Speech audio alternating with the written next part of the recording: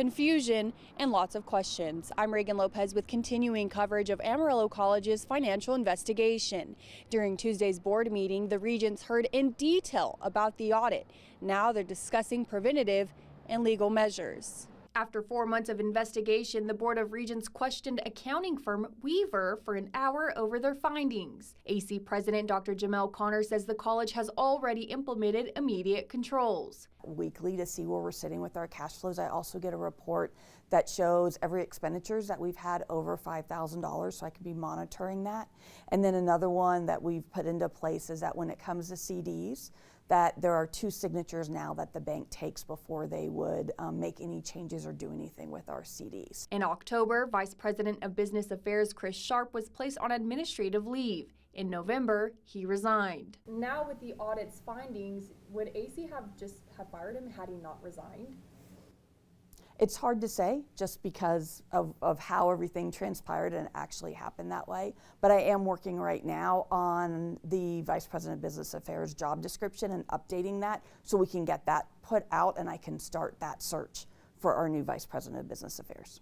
The board learned that the Bond Master Plan Program Manager, Danny K. Smith, was paid $760,000 more than what the board originally approved. Auditors said there was also limited financial reporting to the board since April 2022. How does something like this continuously over the years go unnoticed?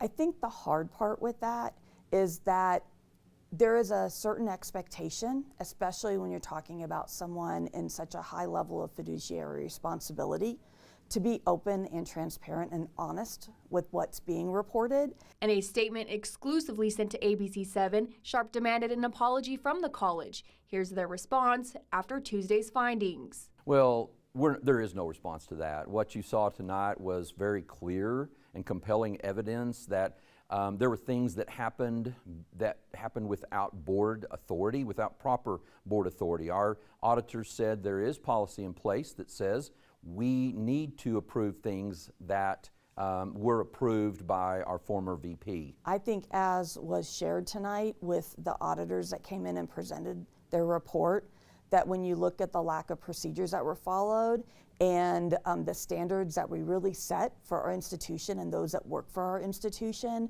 that I think all of that bore that out. Barrett says the college is planning a special session for next week to consider pursuing legal action. We don't know if that's something that we should do, but we're definitely going to discuss that and ask our legal counsel his direction about where we should go. In Amarillo, Reagan Lopez, ABC7 News.